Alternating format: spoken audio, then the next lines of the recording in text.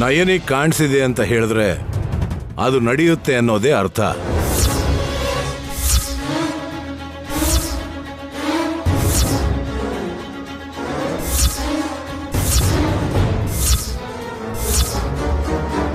ನೋಡಿದ್ರಾ, ನಾನ್ ಸಾಯ್ತೀನಿ ಅಂತ ಆಯ್ತಲ್ಲ. ಅಬ್ಬಾ ಬಾಯ್ ಮುಚ್ತೀಯಾ? ಅವ್ರಿಗೆ ಮಾತಾಡಕ್ ಬಿಡು ಸ್ವಲ್ಪ.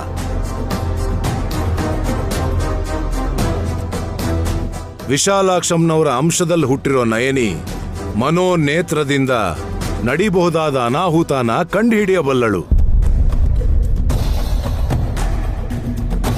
ಸ್ವಾಮಿ, ಸುಮ್ಮನಾಗಿ ಬರೋವಂಥ ಗಂಡಾಂತರ ಹೇಗಿರುತ್ತೆ ಅಂತ ಹೇಳಿದ್ರೆ ನಾವು ಹುಷಾರಾಗ್ತೀವಲ್ವಾ? ವಿಷ ದೇಹನ ಆವರಿಸ್ಕೊಳ್ಳುತ್ತೆ.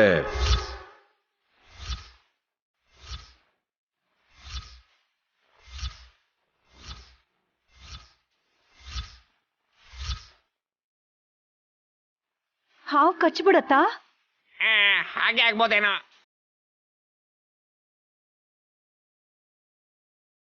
ಇದಕ್ಕೂ ಮುಂಚೆ ಸೀಮಂತ ಫಂಕ್ಷನ್ ಅಲ್ಲಿ ಕೂಡ ಸುಮ್ಮನಾಗೆ ಹಾವು ಕಚ್ಚಿತ್ತಲ್ವಾ?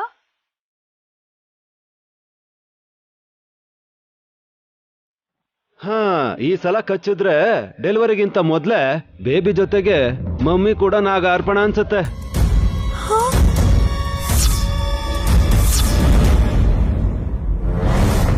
ಅದ್ ಹೇಗಾಗುತ್ತೆ ಅಂತ ನಯನಿಗೆ ಚೆನ್ನಾಗಿ ಗೊತ್ತಿರುತ್ತೆ. ಗೊತ್ತಿದ್ದಿದ್ರೆ ಮೊದ್ಲೇ ಹೇಳ್ತಿದ್ದೆ. ಹೇಗ್ ಕಾಪಾಡ್ಕೋಬೇಕು ಅಂತ ಯೋಚನೆ ಮಾಡ್ತಿದ್ದೆ ಅತ್ತೆ. ಶ್ರೀರಾಮಚಂದ್ರ, ಎಂತ ದೊಡ್ಡ ಕಷ್ಟ ಬಂತಲ್ಲ. ಅಂದ್ರೆ ನನ್ ಕೊನೆ ಸೊಸೆನ ಕಾಪಾಡ್ಕೊಳಲ್ವಾ ನಯನಿ? ನಿಮಗ್ ಸೊಸೆ ಆಗೋಕ್ಕೂ ಮುಂಚೆ ಸುಮನ ನೈನಿಗೆ ಒಡ ಹುಟ್ಟಿದ ತಂಗಿ ಅತ್ತೆ. ಅವಕಾಶ ಇದ್ರೆ ಕಾಪಾಡಲ್ವಾ? ಅವಕಾಶ ಇರ್ಲಿ ಬಿಡ್ಲಿ, ಕಾಪಾಡ್ಕೊಳ್ಳೇಬೇಕು.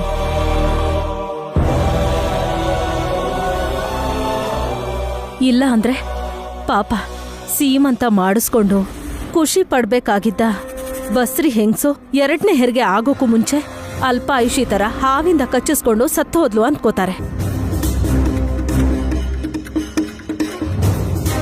ನನ್ನ ಕಚ್ಚಕ್ಕೆ ಹಾವೇನಾದ್ರೂ ಬಂದ್ರೆ ಮಾತ್ರ ನಾಗರಾಜ ಅಂತಾನು ನೋಡಲ್ಲ. ನಾನೇ ಅದನ್ನ ಮೊದಲು ಸಾಯಿಸ್ತೀನಿ.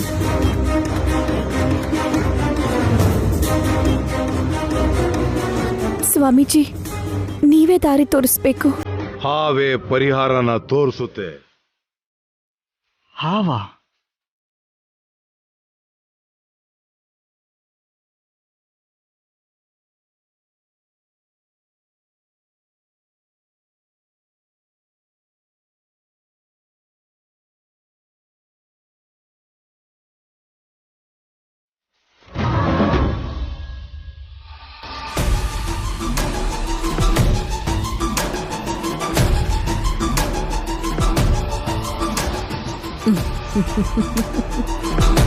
ಯಾಕೆ ಮಾಮ್ ಒಬ್ಬೊಬ್ರೆ ನಗ್ತಾ ಇದ್ದೀರಾ? ನಯನಿ ಬುದ್ಧಿವಂತೇನಾ ಅಥವಾ ದಡ್ಡಿನ ಅಂತ ಯೋಚಿಸ್ತಾ ಇದ್ರೆ ನಗು ಬರ್ತಿದೆ ವಲ್ಲಭ. ನಿಮ್ಮ ಆರೋಗ್ಯದ ಬಗ್ಗೆ ಯೋಚಿಸ್ದೆ, ಯಾಕೆ ಅವಳ ಬಗ್ಗೆನೇ ಯೋಚಿಸ್ತಾ ಇದ್ದೀರಲ್ಲ ನೀವು? ಶತ್ರು ಬಗ್ಗೆ ನಾವೇನಾದ್ರೂ ಗಮನ ಹರಿಸಿದ್ರೆ ನಮ್ ಬುದ್ಧಿಗೆ ಕೆಲ್ಸ ಕೊಟ್ಟಂಗೇನೆ. ಅವಳು ಕಂಡ್ರೆ ಆಗಲ್ಲ ಅಂತೀರಾ, ಎಚ್ಚರಿಕೆಯಿಂದಿಲ್ಲ ಅಂತಂದ್ರೆ ಏನಾಗ್ಬಿಡುತ್ತೋ ಅಂತ ಅನುಕಂಪನೂ ತೋರಿಸ್ತೀರಾ. ನಿಮ್ ಕ್ಯಾರೆಕ್ಟರ್ ಏನು ಅಂತಾನೆ ಅರ್ಥ ಆಗ್ತಿಲ್ಲ ಮಾಮ್. ಅಯ್ಯೋ ವಲ್ಲಭ, ಆನೆಗ್ ತುಂಬಾನೇ ಶಕ್ತಿ ಇದೆ, ಆದ್ರೆ ಅದಕ್ ಮದ ಬಂತು ಅನ್ಕೋ ಚಿಕ್ಕ ಚಿಕ್ಕ ಕಲ್ಲನ್ನೆಸ್ದು ಅದ್ ಸಾಯೋ ಹಾಗೆ ಮಾಡ್ತಾರೆ. ಈಗ ಇಲ್ಲಿ ನಯನಿ ಪರಿಸ್ಥಿತಿನೂ ಹಾಗೇನೆ. ಅವಳು ಹುಚ್ಚು ಅಂತ ಯಾರು ಹೇಳಿದ್ದು? ಜನ ಅಂತಾರೆ, ಅನ್ನೋ ಹಾಗೆ ಮಾಡ್ತೀನಿ. ನಾಳೆ ಸುಮನನ್ ಸೀಮಂತಕ್ಕೆ ನಮ್ಮ ಹತ್ರ 2 ಆಪ್ಷನ್ಸ್ ಇರುತ್ತೆ. ಮೊದಲನೇದು, ನಿಜವಾಗ್ಲೂ ಹಾವಿನ ವಿಷಕ್ಕೆ ಸುಮನ ಬಲಿಯಾದ್ರೆ ಅದು ನಯನಿ ಹೇಳಿದ ಥರ ಆಗದೆ ನಮ್ಮಿಂದಾನೇ ಅವಳ ಪ್ರಾಣ ವಿಲವಿಲ ಅಂತ ಒದ್ದಾಡುತ್ತೆ. ಎರಡನೇದು, ಹಾಗಾಗ್ದೇನೆ ನಯನಿ ಕಾಪಾಡಿದ್ಲು ಅನ್ಕೋ, ಅನಾವಶ್ಯಕವಾಗಿ ಇಲ್ದೇ ಇರೋ ಭಯನ ಹುಟ್ಟಾಕಿ ಸುಮನನ್ಗೆ ಮಾನಸಿಕ ಹಿಂಸೆ ಕೊಡ್ತಿದ್ದಾಳೆ ಅಂತ ಕಂಪ್ಲೇಂಟ್ ಮಾಡೋಣ. ಹಾ, ಹಾಗಿದ್ರೆ ನಯನಿಗೆ ಯಾವ ಕಡೆಯಿಂದ ನೋಡಿದ್ರು ತೊಂದರೆ ಆಗತ್ತೆ ಅಂತ ಹೇಳ್ತೀರಾ? ಆದ್ರೂ ಇದ್ರಲ್ಲಿ ಲಾಜಿಕ್ ಇದೆ. ನಯನಿ ಹೇಳ್ದ ಹಾಗೆ ಆಗದೆ ಇರೋ ಥರ ನಾವೇನಾದ್ರೂ ತಡೆದ್ರೆ ಕಾಪಾಡಿದ್ವಿ ಅನ್ನೋ ಸೆಂಟಿಮೆಂಟ್ ಅವಳಲ್ಲೇ ಹುಟ್ಕೊಳ್ಳುತ್ತೆ. ಅವಳೇನಾದ್ರೂ ಸತ್ರೆ ವಿಕ್ರಾಂತ್ಗೆ ಭವಿಷ್ಯದಲ್ಲಿ ಅವನ್ ಇಷ್ಟಪಟ್ಟಿದ್ದ ಹುಡುಗಿ ಜೊತೆ ಮದ್ವೆ ಮಾಡಿಸ್ಬೋದು. ಅರ್ಥ ಆಯ್ತು ಮಾಮ್. ಸುಮನಾಗ್ ನಾಳೆ ಸೀಮಂತ ಅಂತ ಅನ್ಕೊಂಡಿದ್ದಾರೆ ಎಲ್ರು. ನೀವು ಮಾತ್ರ ಅಂತ್ಯ ಅಂತಿದ್ದೀರ. ಅಲ್ವಾ? ಕೊನೆ ಸೊಸೆನ ಸಾಯಿಸ್ಬೇಕು ಅಂತ ಏನಿಲ್ಲ, ಆದ್ರೂ ಚಿಕ್ಕ ಪ್ರಯತ್ನ ಅಷ್ಟೇ. ಸಾವಿನ ದವಡೆವರೆಗೆ ಕಳಿಸಿದ್ರು ನಾವ್ ಅಂದ್ಕೊಂಡಿದ್ದು ಸಾಧಿಸಿದ್ದ ಹಾಗೇನೆ. ನೈನಿಗೆ ಚೆಕ್ ಕೊಡ್ಬೋದಾ ಮಾಮ್? ಅವಳ ಜೊತೆಗೆ ಮಾಯವಿದ್ಯೆ ಮಾಡ್ತಿರೋ ವಿಶಾಲಾಕ್ಷಿಗೂ ಮಂಗಳ ಹಾಡಬಹುದು. ಓ, ಅಂದ್ರೆ ಒಂದೇ ಕಲ್ಲಲ್ಲಿ 2 ಹಕ್ಕಿಗಳು ಅಂದಂಗಾಯ್ತು. ಒಂದು ತಾಯಿ ಹಕ್ಕಿ, 2ನೇದು ಮರಿ ಹಕ್ಕಿ. ಹಾಗಿದ್ರೆ ಪ್ಲಾನ್ ಏನು ಅಂತ ತಿಳ್ಕೊಬೋದಾ ಮಾಮ್? ತೋರಿಸ್ತೀನಿ.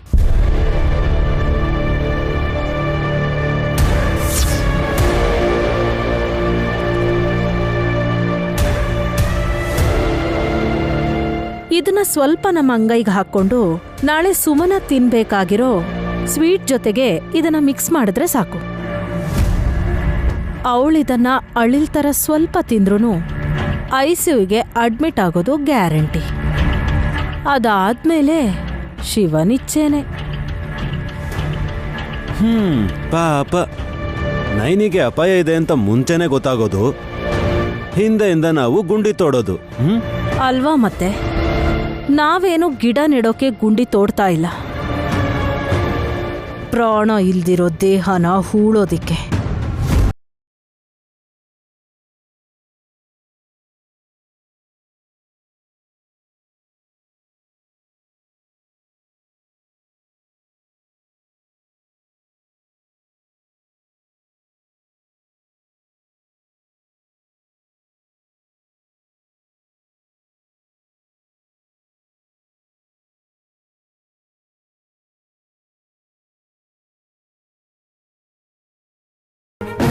ಹಾಸಿನಿಯಮ್ಮಂತರ ಸಣ್ಣಗೆರೆ ಹಾಕ್ಬೇಡ ನೈನಿ, ನಂತರ ದಪ್ಪಗೆ ಹಾಕ್ಬೇಕು, ಆಯ್ತಾ?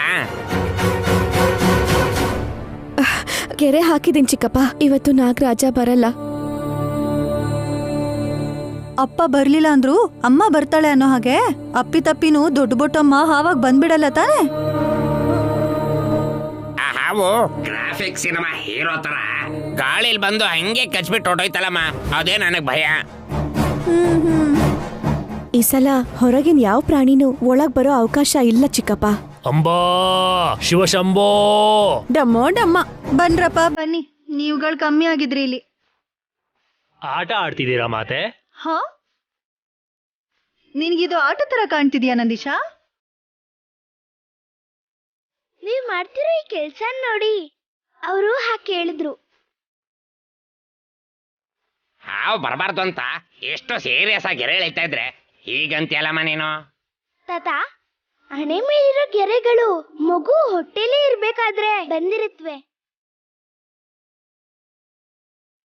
ಇವಾಗ ಸುಮನಾ ಹೊಟ್ಟೆಲಿ ಇರೋ ಮಗು ಹಣ್ಣೆ ಬರಕ್ಕೆ ಏನೂ ಆಗ್ಬಾರ್ದು ಅಂತ ನೀವು ಗೆರೆ ಎಳಿಯೋದ್ರಿಂದ ಏನು ಉಪಯೋಗ ಹೇಳಿ?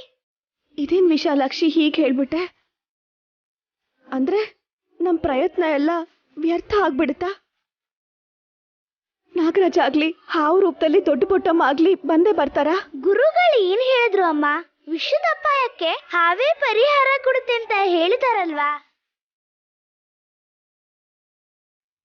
ಹಾವೇ ಕಚ್ಬಿಟ್ಟು ಮತ್ತೆ ಅದೇ ಹಾವೇ ವಿಷನ್ ವಾಪಸ್ ತಗೊಳತ್ತಾ? ನಾನು ಊಹೆ ಮಾಡ್ಕೊಂಡು ಹೇಳ್ತಿದ್ದೀನಿ, ಹೀಗೆ ಆಗ್ಬೇಕು ಅಂತ ರೂಲ್ಸ್ ಏನಿಲ್ಲ. ಎಷ್ಟು ತರ ಯೋಚಿಸಿದ್ರು ಹೇಗೆ ಅಂತಾನೆ ಗೊತ್ತಾಗ್ತಿಲ್ಲ. ದಾರಿ ಬಿಡ್ದಂಗೆ ಸುತ್ತಲೂ ರೇಖೆ ಹಾಕಿದಾರಲ್ಲ ಹಾವು. ಏ ಡಮಕ್ಕ, ಇವತ್ ಮಾತ್ರ ಹಾವು ಅಂತ ಅನ್ಬೇಡ, ನಾಳೆ ಬೇಕಿದ್ರೆ ಅನ್ಕೋ ನೀನು. ನೀನ್ ಹೆಂಡತಿ ಕರೆದ್ರೆ ಸುಮ್ನಿರ್ತೀಯ? ಅವಳೆಲ್ಲ ಇದ್ದಾಳೆ. ಹೀಗಾಗತ್ತೆ ಅಂತ ಗೊತ್ತಾದ ತಕ್ಷಣ ಫ್ರೆಂಡ್ ಮದ್ವೆ ಅಂತ ಜಂಪ್ ಹೊಡೆದ್ಬಿಟ್ಲು. ನಾಳೆವರೆಗೂ ಬರಲ್ಲ. ಯಾರು ಯಾವಾಗ್ಲಾದ್ರೂ ಬರ್ಲಿ ಚಿಕ್ಕಪ್ಪ, ಯಾರಿಗೂ ಅಪಾಯ ಆಗ್ತಿದ್ರೆ ಸಾಕು. ಕರೆಕ್ಟ್ ಅಮ್ಮ. ಅದ್ರ ಕೆಲ್ಸ ಇದ್ ಮಾಡ್ಕೊಂಡು ವಾಪಸ್ ಹೋಗುತ್ತಮ್ಮ. ಫಲ ಹೇಗಿರುತ್ತೆ ಅಂತ ನೋಡ್ಬೇಕಷ್ಟೇ. ಹಾಗಂತ ಅಪಾಯ ಬಂದ್ರೂ ನೋಡ್ತಾ ಸುಮ್ನಿರಕ್ಕಾಗಲ್ಲ ಅಲ್ವಾ? ಸುಮ್ಮನಿಗೆ ಮಗು ಆಗ್ಬೇಕು ಅಂತ ಅವಳು ತುಂಬಾ ಆಸೆ ಇಟ್ಕೊಂಡಿದ್ದಾಳೆ. ಅವಳ ಮೇಲೆ ಅವಳೇ ಪ್ರಯೋಗ ಮಾಡ್ಕೊಂಡ್ಲು. ಸಹಜವಾಗಿ ಪ್ರಕೃತಿ ಧರ್ಮದ ಪ್ರಕಾರ ಸುಮನ ತಾಯಿ ಆಗಿದ್ದಿದ್ರೆ ಚೆನ್ನಾಗಿರ್ತಿತ್ತು. ಮಾತೆ, ಆಗಿರೋದೇನೋ ಆಗ ಹೋಗಿದೆ. ಮುಂದೆ ಏನ್ ನಡಿಬಹುದು ಅಂತ ಒಂದ್ 2 ಮಾತಲ್ಲಿ ಹೇಳಿ ಮಾತೆ. ಯಾರೆಷ್ಟೇ ಪ್ರಯತ್ನ ಮಾಡಿದ್ರು ಸರಿ, ವಿಶಾಲಾಕ್ಷಿ ಅಮ್ಮನವ್ರ ಸಾಕ್ಷಿಯಾಗಿ ಸುಮನ ಇವತ್ ವಿಷಾನ ತಗೋತಾಳೆ.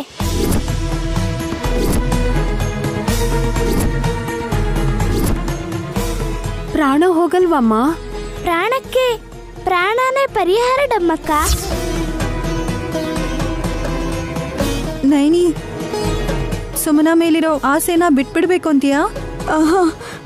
ನನ್ ಪ್ರಾಣ ಇರೋವರೆಗೂ ಹಾಗೆಲ್ಲ ಆಗಕ್ಕೆ ಬಿಡಲ್ಲ ಅಕ್ಕ.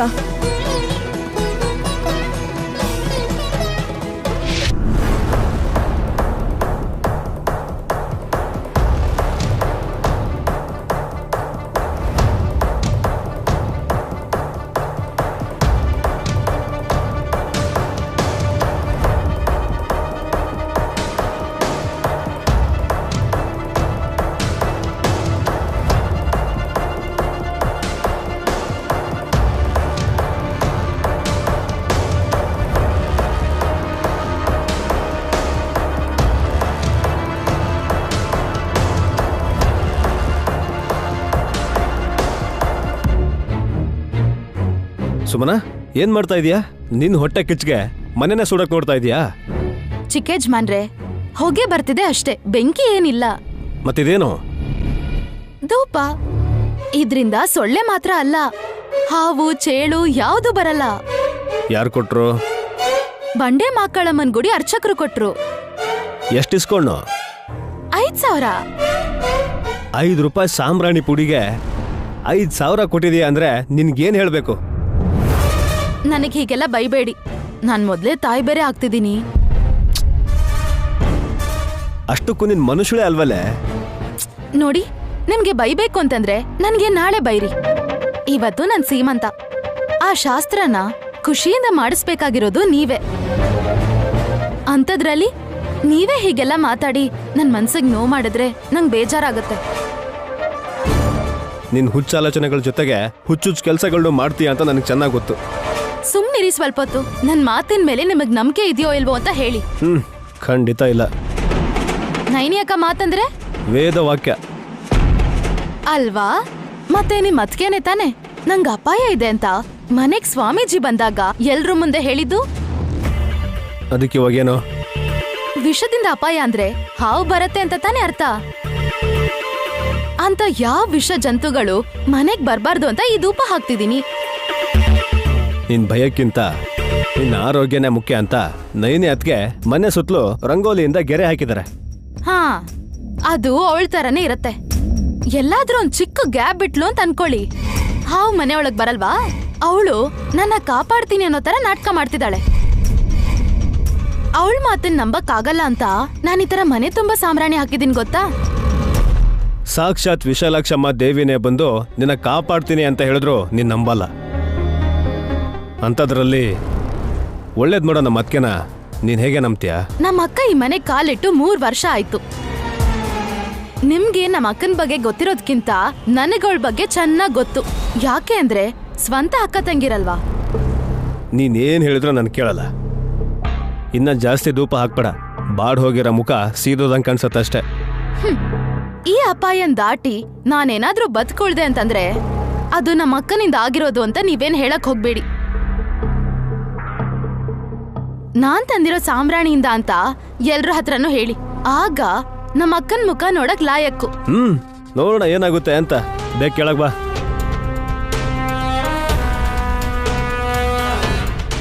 ನಾನ್ ಹೇಗ್ ಸಾಯ್ತೀನಿ ಅಂತ ನೋಡೋದಿಕ್ಕೆ ಇವ್ರೆಲ್ಲ ಕಾಯ್ತಾ ಇದಾರೆ ಅನ್ಸತ್ತೆ.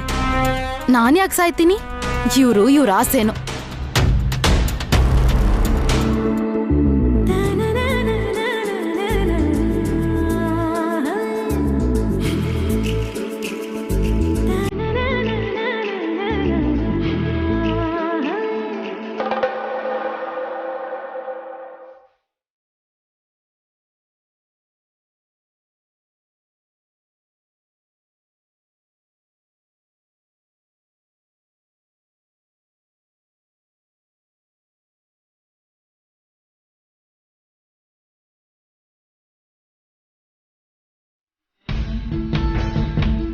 ಸುಮನಮ್ಮ ತನ್ನ ಸೀಮಂತನ ಗ್ರ್ಯಾಂಡ್ ಆಗಿ ಮಾಡ್ಕೋಬೇಕು ಅನ್ಕೊಂಡ್ಲು. ಕೊನೆಗೆ ಲೋ ಬಜೆಟ್ ಅಲ್ಲಿ ಅದ್ಭುತವಾಗಿ ನಡೀತಾ ಇದೆ.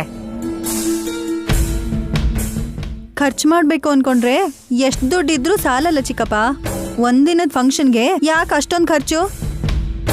ಹಾಗನ್ಬೇಡಕ್ಕ, ಕೇಳಿಸ್ಕೊಂಡ್ರೆ ನಿಮ್ ಫಂಕ್ಷನ್ ಮಾತ್ರ ಗ್ರ್ಯಾಂಡ್ ಆಗಿ ಮಾಡ್ಕೋತೀರಾ ಅಂತ ಗಲಾಟೆ ಮಾಡ್ತಾಳೆ. ನಮ್ಮ ಹತ್ರ ಇರೋದಕ್ಕೆ ನಾವ್ ಹೇಗ್ ಬೇಕೋ ಹಾಗೆ ಮಾಡ್ಕೋತೀವಿ. ಏನೂ ಇಲ್ದೇ ಇರೋರು ಹಾರಾಡಿದ್ರೆ ಅದರಿಂದ ಪ್ರಯೋಜನ ಏನ್ ಹೇಳು? ಎಲ್ಲ ರೆಡಿನಾ? ಹಾ ರೆಡಿ ಬಲ್ಲಬ. ನಾವ್ ಎಷ್ಟು ಬೇಗ ಮುಗಿಸ್ತೀವೋ ಅಷ್ಟೇ ಒಳ್ಳೇದು. ಅದಕ್ಕೆ ಫೋಟೋಗ್ರಾಫರ್ನ ಕೂಡ ಕರೆಸಿಲ್ಲ. ಯಾಕಂದ್ರೆ ಫೋಟೋ ಸೆಷನ್ ಮುಗಿಸೋದಕ್ಕೆ ಮಧ್ಯಾಹ್ನ ಮಾಡ್ತಾಳೆ ಇವಳು ಸುಮನ. ಸೀಮಂತಾನ ಬೇಗ ಮುಗಿಸ್ಬಿಟ್ರೆ ಗಂಡಾಂತರನು ಹೊರಟು ಹೋಗುತ್ತೆ ಅಂತ ಎಲ್ಲರೂ ತಮ್ಮ ತಮ್ಮ ಆಲೋಚನೆಯಲ್ಲಿದ್ದಾರೆ.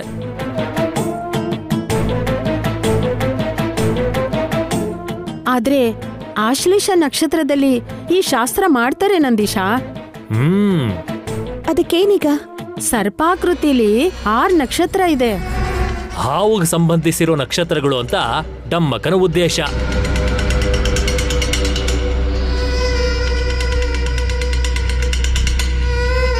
ಕರೆಕ್ಟಾಗಿ ಈ ಟೈಮ್ಗೆ ಕಾರ್ಯಕ್ರಮ ನಡಿಬೇಕು ಅಂತ ಸುಮನ ಪದೇ ಪದೇ ಹೇಳಿದಾಳೆ. ಇಷ್ಟಪಟ್ಟು ಕಷ್ಟನ ತಂದ್ಕೊಳ್ಳೋದು ಅವಳಿಗೆ ಅಭ್ಯಾಸನೇ ಬ್ರೋ. ಹಾಗಾದ್ರೆ ಇದನ್ ಮುಂದೆ ಹಾಕೋಣ ಅಂತೀರಾ? ಬೇಡಮ್ಮ, ಹಾಗ್ ನಡಿಬೇಕು ಅಂತಾನೆ ಬರ್ದಿರ್ಬೇಕಾದ್ರೆ ಅದನ್ನ ಯಾರ ಕೈಲಿ ತಡಿಯಕ್ಕಾಗಲ್ಲ.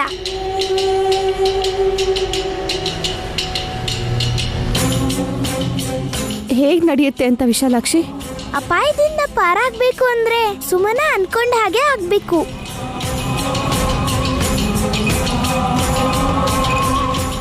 ಆಯ್ತಲ್ಲ, ಏನೇ ಆದ್ರೂ ಅದ್ ಸುಮನನ್ ಪ್ರಕಾರನೇ ಆಯ್ತು ಅಂತ ಅನ್ಕೋಬೇಕಷ್ಟೆ.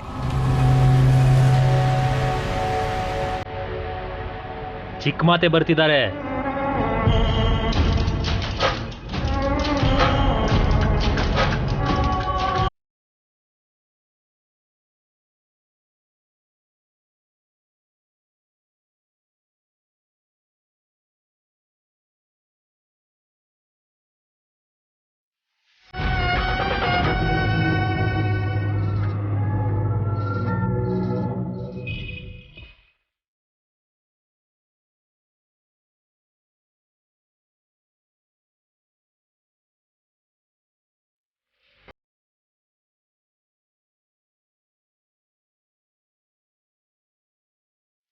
ನೀವು ನಿಮ್ಮಮ್ಮನ ಹಿಂದೆ ಅಸಿಸ್ಟೆಂಟ್ ಥರ ಯಾಕ್ರಿ ಬರ್ತಿದ್ದೀರಾ? ಏನ್ ಮಾಡಕ್ಕಾಗತ್ತೆ? ವಿಕ್ರಾಂತನ ಬಾರೋ ಅಂತಂದ್ರೆ ನನ್ ಮಾತೆ ಕೇಳ್ದೆ ಒಬ್ನೇ ಬಂದ್ಬಿಟ್ಟ.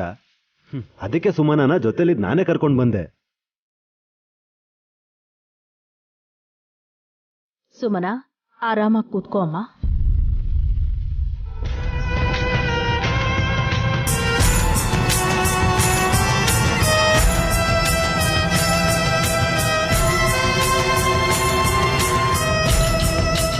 ಅರೇಂಜ್ಮೆಂಟ್ಸ್ ಗ್ರ್ಯಾಂಡ್ ಆಗಿಲ್ದೇ ಇದ್ರು ನನ್ನ ಚಿಕ್ಕ ಸೊಸೆ ಕಳೆ ಆಗಿದ್ದಾಳೆ. ಅದಕ್ಕಿಂತ ಇನ್ನೇನ್ ಬೇಕು ಹೇಳು? ಗಂಡ ಅನ್ಸ್ಕೊಂಡವನು ನನ್ನ ಪಕ್ಕದಲ್ಲಿ ಇಲ್ದೇ ಇದ್ರು ಕೂಡ ತಾಯಿ ತರ ನನ್ನ ಅತ್ತೆ ನನ್ನ ಪಕ್ಕದಲ್ಲಿದ್ದಾರೆ.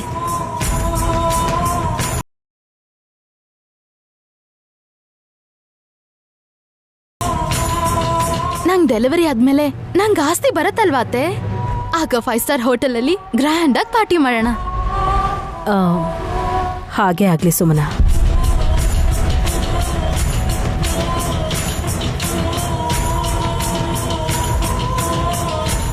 ಹಾ, ಡೆಲಿವರಿ ಆಗಿ 10 ನಿಮಿಷಕ್ಕೆ ನೀವು ಹೋಟೆಲ್ಗೆ ಹೋಗಿ ಊಟ ಮಾಡ್ತೀರೇನೋ ಅಲ್ವಾ? ವ್ಯಂಗ್ಯ ಮಾಡ್ಬೇಡ್ವೆ. ವ್ಯಂಗ್ಯ ಅಲ್ಲ ರೀ, ಇಲ್ಲಿರೋದೆಲ್ಲ ಸ್ವೀಟ್ಸೇ. ಅದೇ ಸ್ವೀಟಿಂದ ಸುಮನ ಶಿವಪಾದ ಸೇರೋ ಹಾಗೆ ಮಾಡ್ತೀನಿ.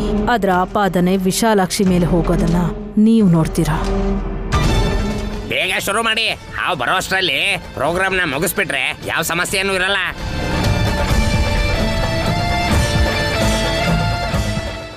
ಇವತ್ ಬರಲ್ಲ ಚಿಕ್ಕಪ್ಪ, ಮನೆ ಸುತ್ತಲೂ ರೇಖೆ ಹಾಕಿದ್ದೀನಲ್ಲ. ನಾನು ಧೂಪ ಹಾಕಿದ್ದೆ,